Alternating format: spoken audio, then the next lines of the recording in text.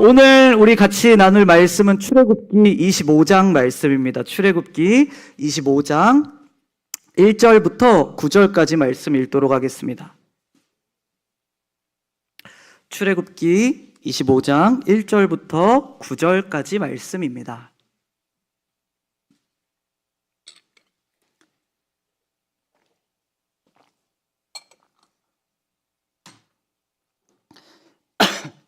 다 찾으셨으면 제가 먼저 읽고 차례로 교독해서 번갈아 가면서 읽도록 하겠습니다. 여호와께서 모세에게 말씀하여 이르시되 내게 명령하여 내게 예물을 가져오라. 기쁜 마음으로 내는 자가 내게 바치는 모든 것을 너희는 받을지니라. 너희가 그들에게서 받을 예물은 이러하니 금과 은과 놋과 청색, 자색, 홍색 실과 가는 대실과 염소털과 붉은 물 들인 수량의 가죽과 해달의 가죽과 조각목과 분유와 관유에 드는 향료와 분향할 향을 만들 향품과 호마노며 에봇과 흉패에 물릴 보석이니라. 내가 그들 중에 과할 성소를 그들이 나를 위하여 짓되 같이 읽겠습니다. 무릇 내가 내게 보이는 모양대로 장막을 짓고 기구들도 그 모양을 따라 지을지니라. 아멘. 오늘 저희가 같이 읽었던 이 출애굽기 25장의 내용은 저희가 잘 아는 것처럼 이스라엘 백성이 출애굽한 이후에 하나님의 시내산 앞에서 언약을 받고 그 뒤에 일어난 일을 오늘 25장이 기록을 하고 있습니다. 이 25장에 나타나는 전반적인 하나님의 어조는, 하나님의 말투는 2절에서 이야기를 하고 있는 것처럼 명령하고 계시다라는 거예요. 2절 말씀 보시면 이스라엘 자손에게 뭐하여 명령하여 내게 예물을 가져오라. 3절부터 7절까지는 가져와야 되는 예물, 특별히 보물을 콕 집어서 이야기를 해주십니다. 그렇게 쭉 내려가다가 8절에도 또 이런 명령이 나오고 있습니다.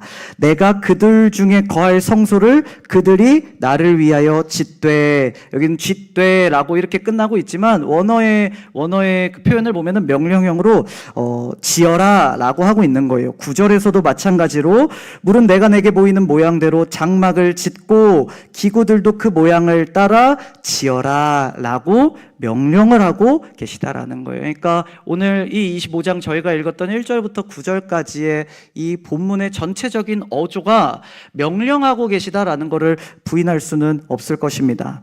근데 어쩌면 이러한 부분들이 우리가 성경에 대해서 더 나아가서 우리의 신앙생활에 대해서 조금 잘못 이해하게 만드는 부분이 있는 것 같습니다. 성경은 우리가 이렇게 이해하는 것이죠. 우리에게 해야 할 것들을 명령하는 책, 하지 말아야 될 것들을 명령하는 그런 책이야 라고 우리로 하여금 오해하게 한다라는 거예요. 그런 맥락 속에서 성경이 해야 될 것과 하지 말아야 될 것을 지정하고 명령하는 책이다 라는 관점으로 우리가 2절을 바라보면 이 2절이 더욱 모순적으로 느껴지는 것 같습니다. 2절 말씀 보시면 이스라엘 자손에게 명령하여 내게 예물을 가져오라 하고 하나님께서 명령하십니다. 그런데 그 뒤에 뭐라고 말씀하시냐면 기쁜 마음으로 내는 자가 내게 바치는 모든 것을 너희는 받을지라. 명령하는 것을 그냥 순종하는 것을 받아라 라고 이야기를 하고 있는 것이 아니라 기쁜 마음으로 그 명령에 순종하는 자의 것만 하나님께서 받으시겠다 말씀하고 계시다라는 거예요. 하려고 하다가도 누가 하라고 얘기하면 하기 싫어지는 게 저희의 마음입니다. 연약한 사람의 마음입니다. 저 어렸을 때도 꼭 그랬거든요. 이제 밥 먹고 TV 좀 보다가 이제 양치하러 가야겠다고 이렇게 일어나면 꼭 그때 엄마가 그 얘기를 하시죠. 양치하고 들어가라. 그러면은 하려고 하다가도 하기 싫은 마음이 막 드는 거예요.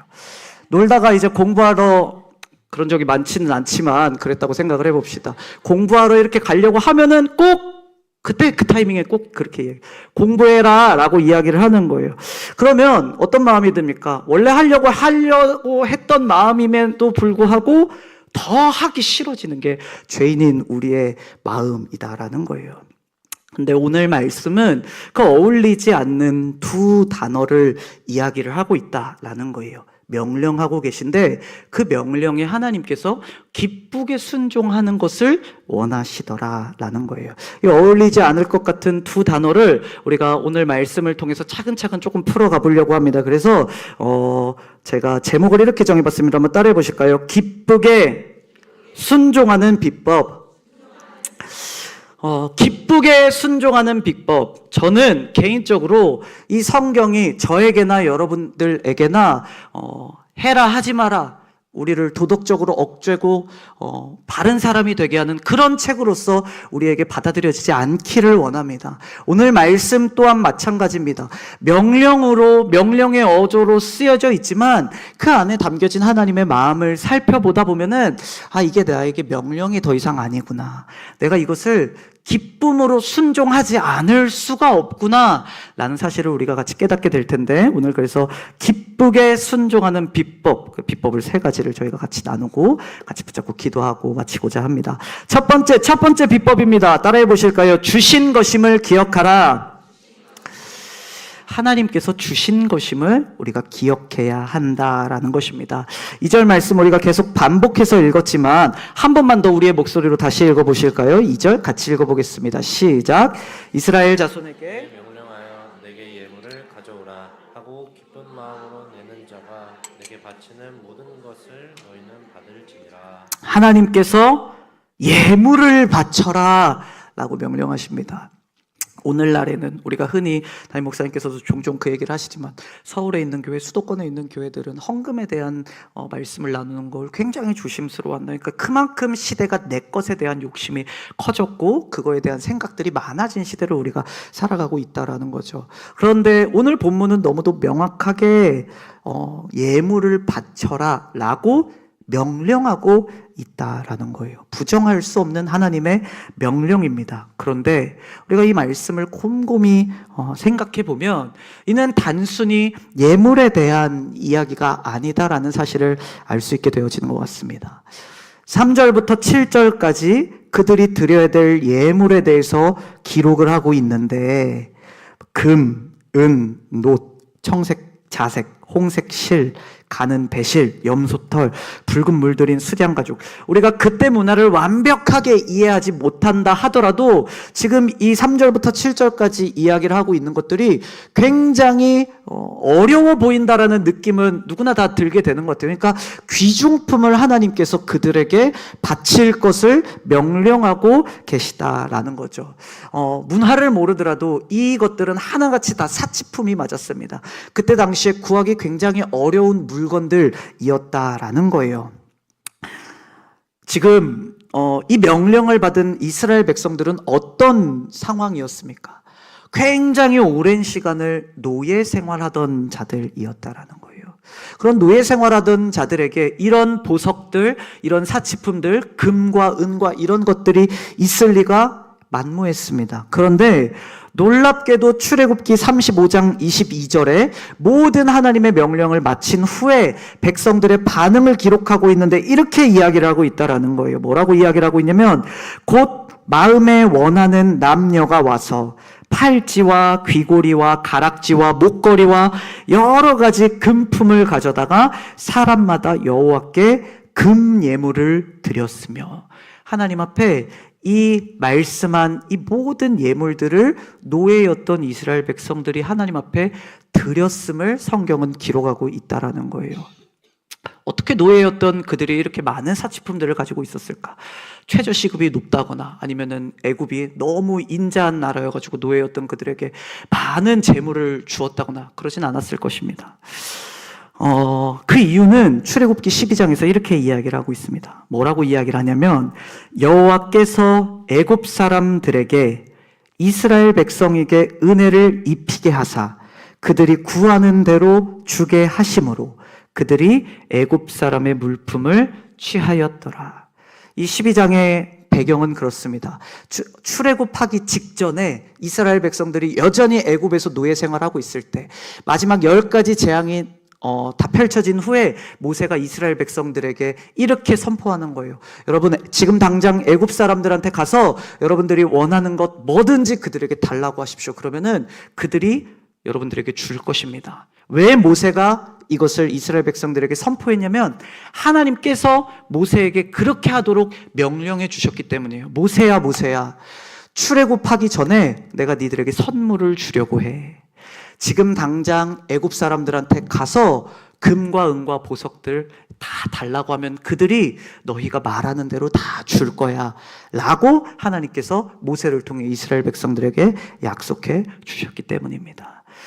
오랜 시간 동안 노예 생활했던 그들이 하나님 앞에 기쁨으로 35장에서도 이야기를 하고 있는 것처럼 마음에 원하는 남녀가, 그러니까 기쁨으로 하나님 앞에 제물을 드릴 수 있었던 근본적인 원인이 어디에 있었나 봤더니 하나님께서 그들에게 이미 너무도 많은 제물과 불을 그들에게 선물로 주셨더라라는 거예요. 오늘 말씀 2절에 이야기를 하고 있는 원어들을 살펴보니까 예물이라는 표현, 이 예물이라는 표현 여러 가지 단어로 사용할 수 있지만 오늘 표현한 이 본문에서 표현한 단어는 높이 들어 올려 바치는 것, 그런 의미를 가지고 있습니다.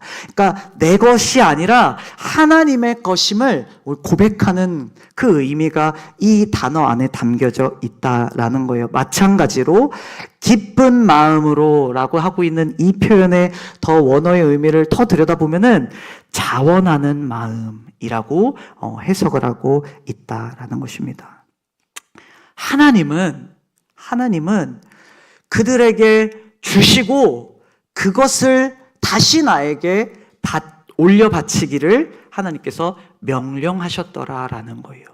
하나님의 명령을 더 자세히 들여다봤더니 하나님 내 것을 빼앗으려고 하시는 줄 알았더니 들여다보니까 이미 하나님께서 내게 주신 것들을 그거 내가 준 것임을 기억해야 돼 라는 그 마음으로 내게 그것을 바칠 것을 명령하셨다라는 거예요.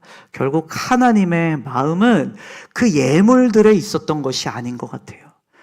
금은 보화에 하나님의 마음이 있었던 것이 아니라 그 금은 보화를 자원하여 기쁨으로 드릴 수 있는 그들의 마음에 있었다라는 것입니다. 하나님께서 자원하는 마음을 받으시기를 원하신다라는 말은 단순히 성막을 지을 때 아무 재료도 없어도 된다, 괜찮다, 수고하지 않아도 된다, 희생하지 않아도 된다, 마음만 있으면 된다 라는 것을 이야기를 하는 것은 아닙니다. 성막을 지으려면 물론 현실적인 재료들이 필요합니다. 맞는 얘기입니다. 그러나 하나님이 그것을 필요로 하지 않으신다라는 의미가 아니다라는 거예요. 무슨 얘기냐면 하나님은 어떤 수단과 방법을 통해서도 그것들을 모으실 수 있습니다. 그렇죠.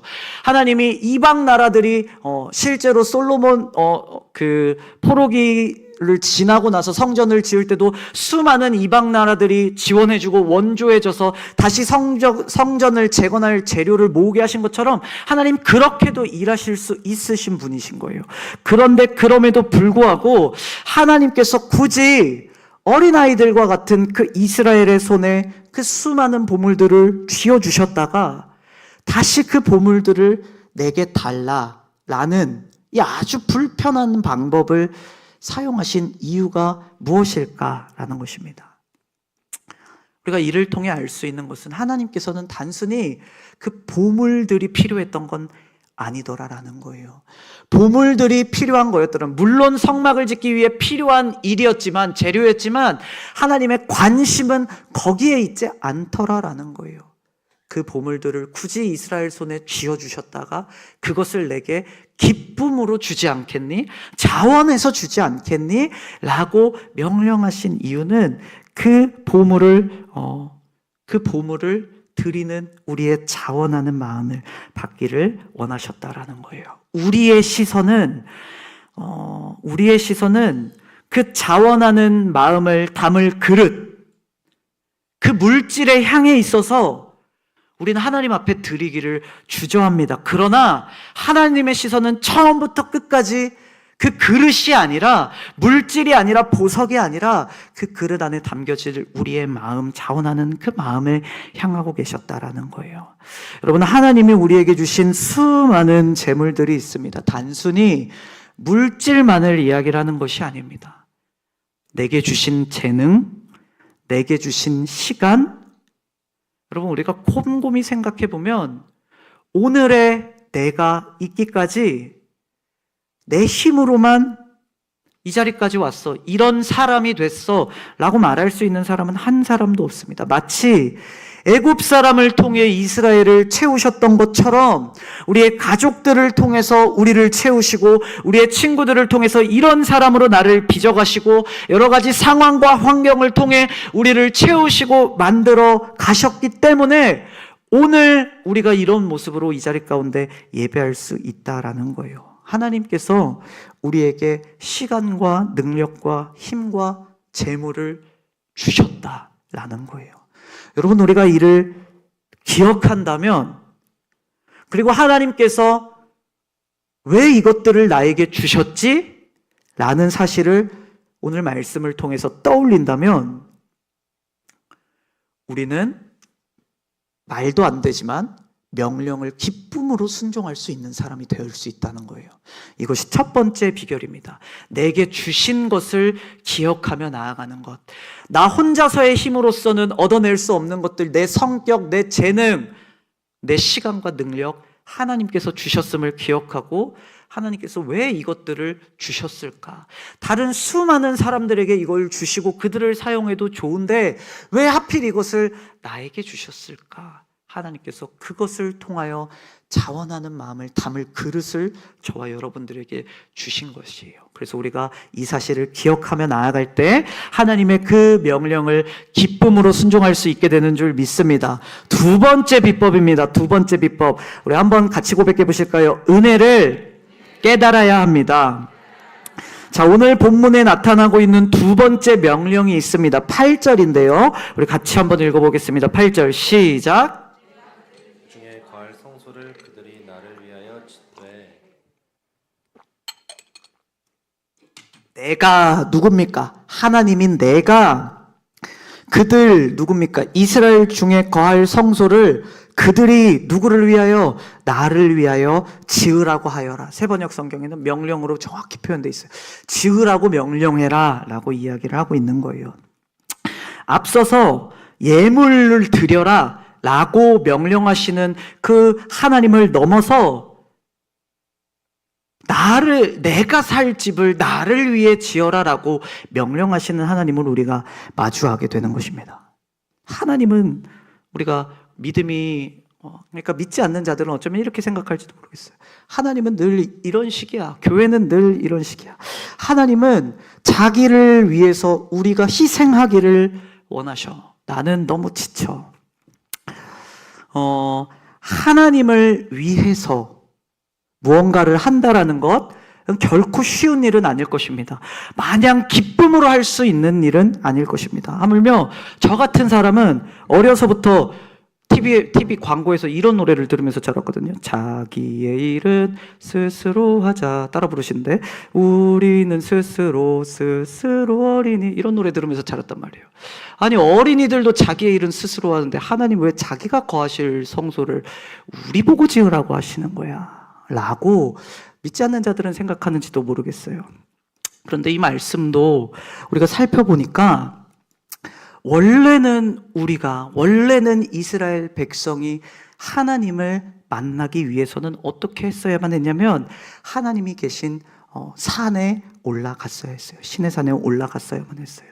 그런데 문제가 있었습니다. 하나님께서는 너무도 거룩하신 분이셔서, 죄가 너무도 거룩한 게 아니라 거룩 그 자체인 분이셔서 죄를 가진 우리가 그 하나님이 계신 시온산에 올라가는 것만으로도, 발을 딛는 것만으로도 출애굽기 19장에 뭐라고 이야기를 하고 있냐면은 죽을 것이다라고 경고하고 계시다라는 거예요. 죄인인 우리가 그 거룩하신 하나님을 만나러 갈 수가 없는 거예요. 그래서 대부분의 백성들은 그 경계에도 그 산 경계에 발을 딛지조차 못했어요. 오직 하나님께서 허락하신 한 사람 모세만이 그 산 정상에 오를 수 있었고, 아론과 그의 자녀들, 그리고 하나님께서 이제 선정하신 70인의 장로들만 그 산 중턱에 올라오도록 하나님께서 허락해 주셔서 그들만 멀리서 하나님을 경배하였다라고 출애굽기 24장에 기록하고 있었다라는 거예요. 하나님을 만난다라는 것은 결코 불가능했다라는 이야기예요. 올라가야만 했는데 일반 백성들 하나님을 만나고 싶어요. 하나님께 기도하고 싶어요. 하나님께 예배하고 싶어요. 그러려면 그 산에 올라가야만 했는데 그곳을 오를 수 있는 사람은 없었다라는 거예요.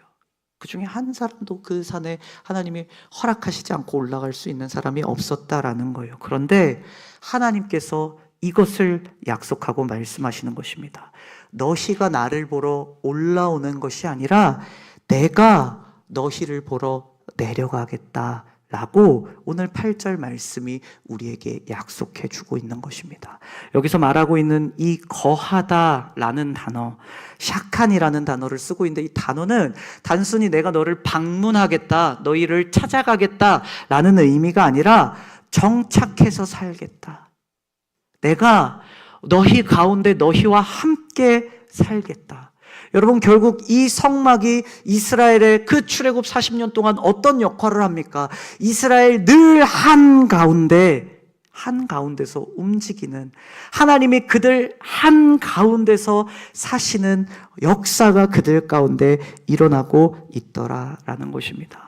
여러분, 거룩하신 하나님이 이 땅 가운데 오시기 위해서 그곳을 거룩한 곳으로 만들기 위해 이 수많은 거룩한 재료들이 필요로 했던 것입니다. 하나님께서 굳이 그러실 필요 없었어요. 죄인인 자들을 위해 모든 것을 다 버리고 이 땅 가운데 내려오실 필요가 없었어요. 그러나 이스라엘 백성들을 내 백성 삼으시기로 약속하시고 24절에 나는 너희의 하나님이 될 것이고 너희는 나의 백성이 될 것이다. 그러니까 내가 이제는 너희 가운데 거할게. 그 약속을 하나님께서 그들에게 주신 것입니다. 여러분, 하나님은요, 우리에게 물질을 주시고 재능을 주시고 시간을 주시고 생명을 주시고 그것에서 그치시는 분이 아니십니다. 하나님이 우리를 얼마나 사랑하시냐면 무엇인가를 주시는 것, 그것을 넘어서서 그분 자체를 우리에게 주셨다라는 거예요. 진짜 사랑이 아니라면 우리에게 그 사랑을 그 모습으로 내려오실 수가 없으셨다라는 거예요. 똑같은 표현을 요한복음에서 이렇게 표현을 합니다. 요한복음 1장 14절인데요. 제가 읽겠습니다. 말씀이 육신되어 우리 가운데 거하심에. 이 거하심에 라는 단어가 9절에 나오는 장막이라는 단어와 같은 원어를 사용하고 있습니다.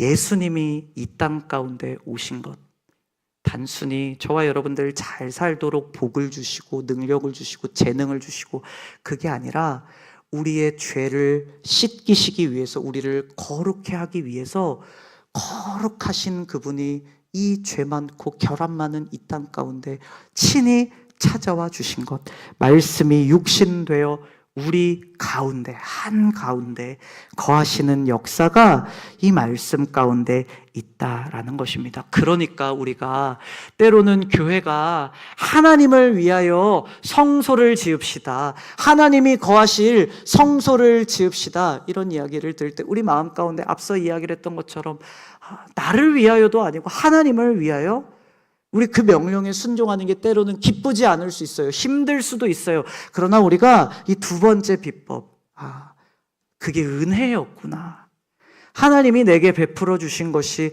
은혜였구나 라는 그 사실을 우리가 기억하고 묵상한다면 우리 그 일 기쁘게 감당할 수 있다라는 거예요. 그 거룩하신 하나님이 나와 함께 살아가신다고 내가 갖고 있는 것, 드리는 것, 내가 나의 시간을 희생해서 성막을 짓는 것, 그거 전혀 아깝지가 않아. 그 두 번째 비법, 우리가 간직하고 돌아갈 수 있는 오늘 저녁 되기를 소원합니다. 마지막 세 번째입니다. 따라해 볼까요? 모범을 따라가면 됩니다. 9절 말씀 우리 같이 읽겠습니다. 9절 같이 읽읍시다. 시작. 내게 보이는 모양대로 장막을 짓고 기구들도 그 모양을 따라 지을지니라. 하나님께서 명령하십니다. 내가 거할 나를 위해 성막을 지어라. 그런데 단순히 그렇게만 명령하고 그치신 게 아니라 하나님께서 그 안에 어떻게 만들어야 될지, 또 그 안에 어떤 기구들이 들어가야 될지를 모세에게 보여주는 대로라고 표현하고 있다라는 거예요. 내가 너에게 보여주는 대로. 여러분, 때로는 우리가 상급자가, 군대에서 그런 일들이 흔히 많이 일어나요. 상급자가 뭘 시키는데 군대는 그렇게 친절하게 이것을 왜 해야 되는지를 가르쳐 주지는 않아요. 그냥 하라고 해요. 그래서 이제 배수로를 깐다거나, 죄송합니다, 배수로를 정비한다거나 뭐 이런 일들을 하는데, 왜 이걸 내가 여기서 하고 있지? 라는 생각이 안 들 수가 없는 구조인 거예요. 연병장에 이제 핀 잡초를 손으로 이렇게 손수 한 땀 한 땀 뽑고 있으면서, 왜 제초제를 뿌리면 되는데 이거를 우리가 한 땀 한 땀이 더운 여름에 뽑고 있지? 그걸 설명해 주지 않아요. 그냥 시키거든요. 근데 오늘 말씀에 하나님께서 말씀해 주시는 성막은, 하나님께서 우리에게 주시는 명령은 단순히 너 거룩한 성도가 됐으면 좋겠어, 너 이런 성막을, 나를 위해 성막을 지었으면 좋겠어, 여기서 끝나는 것이 아니라 어떻게 지어야 될지 내가 보여줄게, 그대로 너희는 지으면 돼 라고 하나님께서 우리에게 말씀해 주신다라는 거예요. 여기서 말하는 모양대로라는 표현은 건축 설계도를 뜻할 때, 그때 당시에도 건물을 지을 때 만드는 그 설계 도면을 이야기를 할 때 쓰는 거예요. 그러니까 모세는 하나님이 미리 하늘에 완성된 그 하늘나라의 성전을 본 거죠. 그래서 그대로 이 땅 가운데 만들 수 있도록 하나님께서 어떻게 만들어야 될지 설계 도면을 모세에게 보여주신 것입니다. 놀라운 사실은 저와 여러분들의 삶 가운데 하나님께서 성막을 지으라는 명령을 주시지는 않았지만, 성도로서 어떻게 살아가야 될지 매주 말씀을 통해서 우리가 그 명령을 듣습니다. 성도로서 우리 어떻게 살아가야 됩니까? 기도해야 되고, 같이 소그룹으로 모여야 되고, 주일날 주신 말씀들처럼 같이 모이기를 힘써야 되고, 그 안에서 우리의 생각들, 우리의 말들, 우리의 마음들을 나누는 것이 아니라 하나님의 말씀을 나누고 함께 기도해야 되고. 근데 하나님의 명령은 단순히 우리가 너 좋은 성도가 돼야 돼, 너 거룩한 삶을 살아야 돼, 그래서 나중에 내가 너희 다시 찾아올 텐데 그때 내가 평가할 거야, 그때 내가 너희를 천국에 보내거나 지옥에 보내거나 너희를 평가할 거야, 그러니까 그때까지 잘 해야 돼 라고 말씀하시고 끝나시는 것이 아니라 어떻게 살아가야 될지를 우리에게 보여주신다라는 거예요. 베드로전서 2장 21절에 이렇게 이야기를 하는데 제가 읽도록 하겠습니다. 이를 위하여 너희가 부르심을 받았으니 그리스도도 너희를 위하여 고난을 받으사 너희에게 본을 끼쳐 그 자취를 따라오게 하려 하셨느니라. 저와 여러분을 하나님께서 부르셨습니다. 할렐루야. 저와 여러분을 부르셔서 죄 속에, 죽음 속에 살아가는 우리를 생명으로 심겨 놓아 주신 것이에요. 그런데 부르시고 거기서 끝나는 것이 아니라 부르신 우리를 잘 살게 하기 위해서 하나님께서 한 가지 보여주신 본이 있습니다. 뭐냐면 그리스도를, 예수님을 우리를 대신해서 고난 받으시게 하셨다라는 거예요. 예수님께서 이 땅 가운데 오신 이유는 그냥 예수님 할 일 하시고 돌아가시기 위함이 아니라 보여주기 위하심이에요. 보여주기 위하심. 누구에게? 저와 여러분에게. 그래서 예수님이 이 복음서에 보면, 사복음서에 보면은 예수님은 하나님과 동일하신 분이십니다. 그런데 그 예수님이 기도하시는 장면들이 나와요. 하나님이랑 같은 분이시기 때문에 사실 기도하실 필요 없으시거든요. 그런데 기도하시면서 꼭 뒤에 이렇게 덧붙이시는 장면이 나와요. 이는 이렇게 기도하심은 그들에게 가르치시기 위하심이었더라. 보여주시기 위하심이었더라. 성경을 읽는 우리에게 이렇게 기도해야 되는구나. 예수님도 이렇게 기도하는데 우리도 기도해야겠구나. 그것을 보여주기 위해서 예수님이 기도하시는 모습을 보여주시고 그것을 기록하게 하셨다라는 거예요. 예수님의 삶 전체는 그냥 예수님의 할 일, 구원, 그거 하시고 가시게 하시기 위함이 아니라, 이해가 되시죠? 그냥 그냥 예수님 할 일 하시고 가시기 위함이 아니라 그 한순간 한순간을 저와 여러분들에게 보여주기 위해서, 모범이 되어주시기 위해서 모세에게 보여주신 그 건축 설계 도면처럼 그 한순간 한순간을 저와 여러분들에게 받지. 얘들아, 이렇게 살면 돼. 이럴 때에 이렇게 살면 돼. 보여주시기 위해서 이 땅 가운데 오셨다라는 거예요. 그리스도도 너희를 위해서 고난을 받으사 너희에게 본을 끼쳐서 그 자취를 따라오게 하려 하셨음이니라. 우리에게 따라오게 하시려고 예수님이 그 모습을 보여주셨다라는 것입니다. 여러분, 신앙생활 때로는 힘들게 느껴집니다. 막막하게 느껴집니다. 나만 이렇게 힘든가? 나만 순종하는 게 이렇게 어려운가? 자꾸 나쁜 마음이 들고 내가 하고 싶은 생각이 들고 그럴 때가 우리의 삶 가운데 찾아오더라라는 거예요. 그럴 때 우리 예수님의 모범을 따라가면 됩니다. 예수님은 보여주셨어요. 예수님이 보여주지 않으신 것은, 우리의 연약함은 예수님이 만나는 사람들의 모습을 통해서 이미 다 보여주셨어요. 예수님 어떻게 해야 될지 이미 다 알려주셨다라는 거예요.